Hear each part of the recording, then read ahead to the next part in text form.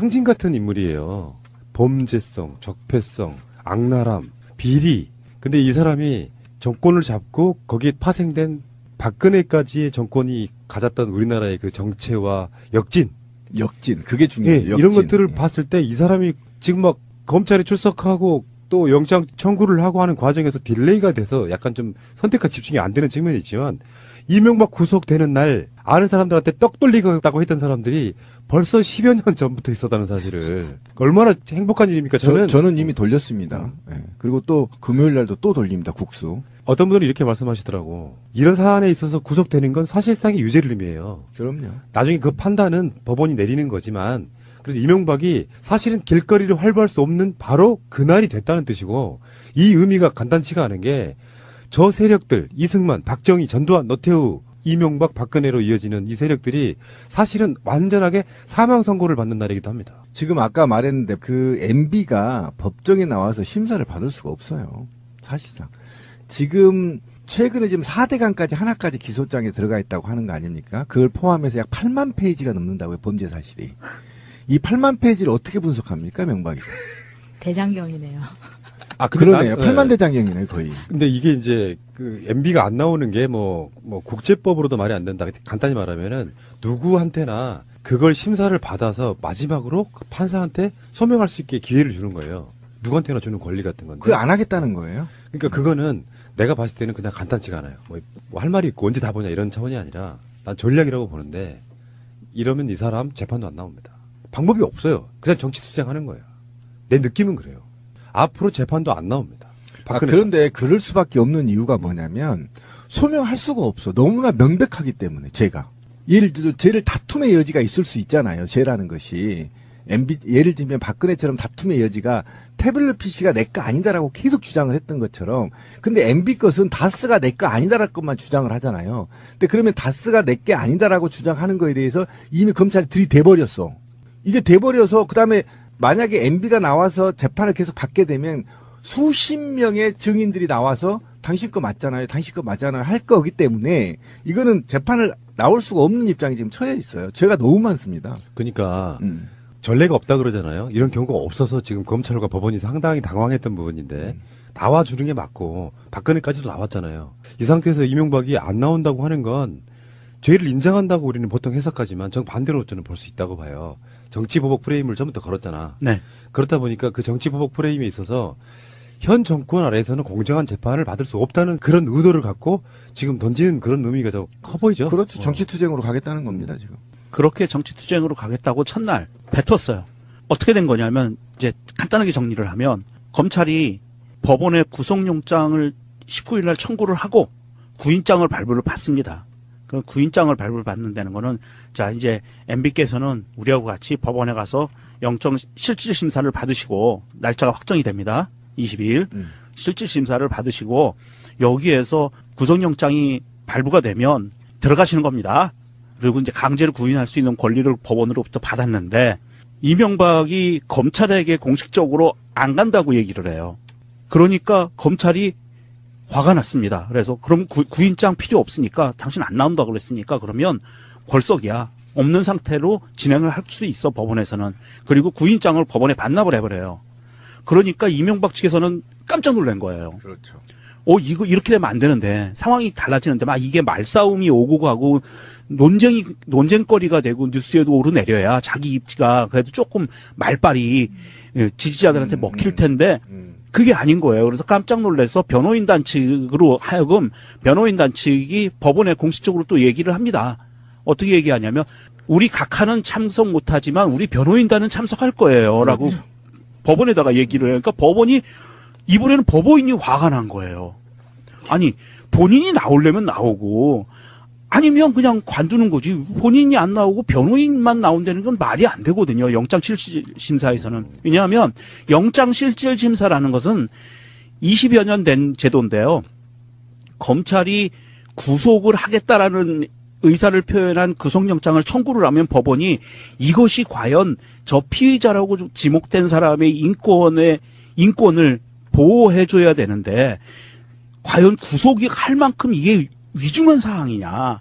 이 부분을 가리는 거거든요. 그래서 피의자로 하여금 구속 대상자로 하여금 의견을 청취하는 제도예요.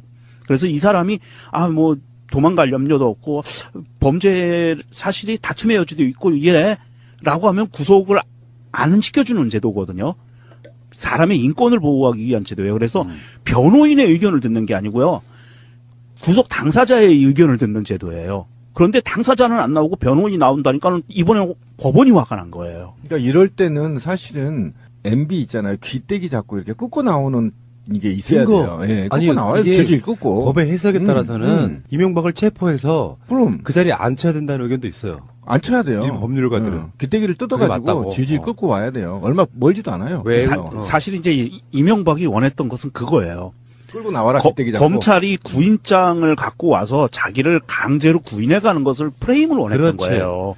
그래서 논란거리를 만들고 싶었던 건데 검찰이 그거 자기 예상과 다르게 그냥 구인장을 반납해버렸네. 그러니까 얼마나 깜짝 놀라는 거예요. 근데 어쨌든 손해보게 생겼으니까.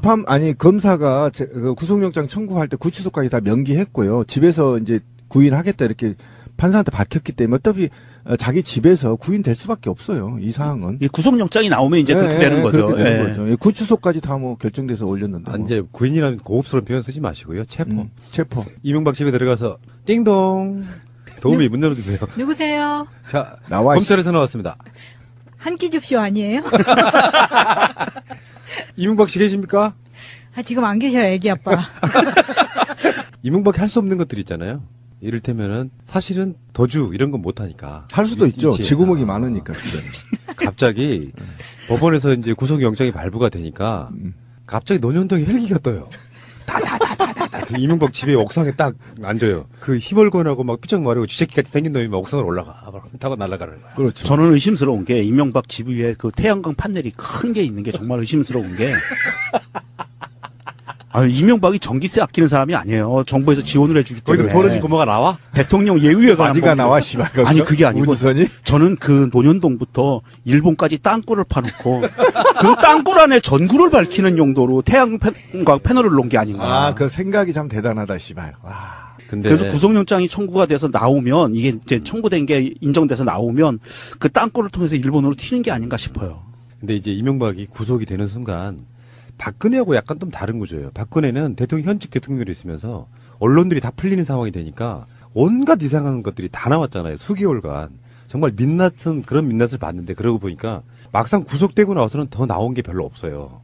근데 이명박은 다른 구조라고 봐요. 그럼요. 그러니까 구속이 딱 되고 나면 그때부터 이제 진짜 4대강, 자원비리 같은 것도 나올 수밖에 없는 구조로 돼 있더라. 그래서 이번에 네. 기소장에 어쨌든 4대강이 하나 들어가 있어요. 어쨌든 그게 들어가 있어서 어쨌든 지금 여지를 남겨놨기 때문에 앞으로 사자방과 관련된 그 다음에 우리가 말하는 저기도 있죠. 부정선거, 댓글 공작. 굉장히 심각합니다. 경찰까지 이제, 동원. 그거 그다음에 또 밝혀진 게 있죠. 나올 겁니다. 노무현 대통령 사찰. 뭐 이런 게 엄청나기 때문에 앞으로도 최소 10범은 더 늘어나야 10가지 범죄는 지금 늘어날 가능성이 있습니다. 지금 검찰에 의하면 기소하는 것이 12개 정도의 죄목으로 기소를 하는데 최종적으로는 약 20개 정도의 죄목이 들어갈 거라고 봐요. 그래서 이게 기소가 되고 나서도 계속적으로 이제는 죄가 밝혀질 거고요. 그 밝혀지는 죄의 형량이 아마도 기존에 기소되는 형량보다 더 무거울 수가 있어요. 그렇죠. 예. 그러니까 이명박의 리더십의 성격상 사실은 이게 범죄 집단의 수계 같은 거거든. 자기 측근들이랑 보면. 그렇죠. 성격상 이명박이 딱 척 하고 갇히는 순간에 이명박을 대신해서 처리해줄 사람이 없는 상태예요. 나밖에 모르는 그런 상황이다 보니까 사실상 관련자들이 얼마나 많겠어요. 대통령을 지내자인데. 그럼 그 사람에 관련된 비리들이 하나 두 개씩 계속 나오게 돼 있고요. 검찰도 나는 히든카드가 있다고 했었거든요. 보니까 검찰 출석하기 전에 전혀 몰랐던 내용들이 검찰이 이명박한테 물어보는 것도 있었고. 그렇죠. 지금도 계속 나오고 있고. 그러니까 이명박은 갇히는 순간에 정말로 자기 인생이 앞으로 밖으로 나올 수 없는 상태가 될 거라고 생각해요. 현실적으로 그렇지. 자기가 정신에 정치 탄압이다 해가지고 정권을 바꾸면 살면 된다. 이런 건 꿈에도 꾸지 말아야 되고요. 근데 그 전례를 보겠죠, 사람들은. 예를 들면은 전두환, 노태우. 전두환은 사형이었고요. 노태우는 무기징역이었는데. 그렇죠. 요거를 그 당시만 해도 지역 감정이 극심하던 시절에 김대중 대통령의 대선 공약이었기 때문에 당선되자마자 김영삼 대통령한테 건의합니다. 사면시키라고. 그래서 그 사람들이 살아나는 그 과정들을 박근혜나 이명박이 원할지 모르지만 지금은 시대가 완전히 바뀌었다는 측면에서는 저는 헌법도 바뀌잖아요, 이제. 사면 안 해줘요. 예, 박근혜의 정부에서도 50% 이상 형량 채우지 않으면 안 됐거든요. 그러니까 지금 민주노총 위원장도 못 나오고 있잖아요. 죄도 없는데, 그죠? 그러니까 그런 측면에서 보더라도 이제는 사면의 기대를 걸 수가 없어요. 예, 사면은 분명히 안될 말씀해. 거, 안될 거고요. 예, 못 이번 겁니다. 이명박의 구속영장이 청구된 사항에 대해서 사실은 예전에는 검찰이 이것을 흘렸거든요. 정보를. 이명박 때 그랬잖아요. 검찰이 정보를 흘리면서 여론을 주도해 나갔었는데 이번에 같은 경우에는 조금 특이한 게 검찰에서는 구속영장 안에 들어있는 내용을 오픈을 안 했고요. 이명박 변호인이 오픈을 했어요. 아, 예, 그래가지고 이게 이제 자기들의 정치 탄압이라는 것을 막 증명해내기 위해서 그 안에 들어있는 구속영장 청구서 안에 있는 내용을 다 자기들이 오픈을 해낸 거예요. 이런 것을 보면 정말 이 사람들은 생각이 별로 없어요. 박근혜 때도 그랬지만 이 변호인도 그렇고 이 본인들도 그렇고 좀 이렇게 넓고 깊게 보는 생각들이 없어요. 이런 사람들이 국가를 운영했다는 게 참 자괴감이 들어요. 그러니까 문무일이 사실은 행정을 정확히 잘 못하고 있는 겁니다. 그 MB 때 검찰은요, 하루에 2번 브리핑했거든요. 그런데 왜 문무일 안 해요? 좀 했으면 좋겠다, 난, 오히려. 그러니까 알 권리 차원에서. 네, 그 알 권리 정도는 차원에서 했어야 되는데. 지금도 하고 있긴 해요, 알 권리 차원에서. 근데 그 없는 사실을 막 공표하고 퍼나르면서 모욕 주는 그런 방식은 아니었다는 게. 그렇죠. 그 차이가 있는 거고요. 일단 법원이 구속영장을 발부를 하면 옛날 같은 방식이면 몇 월 며칠 몇 시까지 나와라 이렇게 이야기하는 경우가 있잖아요. 그렇죠. 이번에는 구속영장이 발부가 되면 바로 검찰이 이명박 집으로 가서 체포한다는 거예요. 그렇죠. 네. 그런 거고 서울구치소로 가기를 바랬으나 너무 범들이 많아 거기에. 그래서 동부구치소로 간다 그러죠. 송파을이죠. 최고의 시설입니다. 가깝네. 거기에 저기가 김기춘하고 최순실이 있어요. 거기 같이. 완전 새 건물이거든요. 이번에 네. 새로 생겨서. 그래서 이제 이명박도 독방을 쓸 것 같은데 그냥 독방이죠. 징벌방. 징벌방 거기 있으면은 미칠 텐데. 아니 근데- 그러니까 그렇다니까. 근데 아니, 거기 들어가면 제일 먼저 뭐 하는 줄 아세요? 옷 벗겨요. 그 다음에 뭐 하죠? 항문 검사. 항문 검사. 그 다음에 뭐 하죠? 그 다음에 목욕시켜요. 옷을 입히죠. 그 다음에 뭐 하죠? 이게 중요해요. 머그샷을 하잖아. 아 그걸 수염번호 보고 싶어. 갈아입고 벽에 서서 이거 들고 찍는 거. 아 네, 머그샷. 우리가 그 사진 보고 싶어가지고. 예, 네, 좀 보고 예. 싶은 거냐고. 그 패러디도 우리 나왔잖아요. 합성으로 많이 예, 했잖아요. 예. 그게 지금 내일 한다는 겁니다, 이제. 머그샷을. 씨발. 죽인다. 그거 좀 어떻게 가져오실 수 없어요? 뭐 공개되겠죠, 어디서 뭐.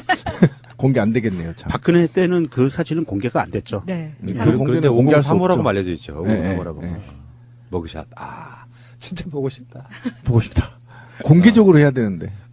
시간이 다가오네요. 앞으로 몇 시간 후면 이명박 구속을 알리는 어떤 모 방송의 앵커들의 목소리를 들을 수 있을 것 같습니다.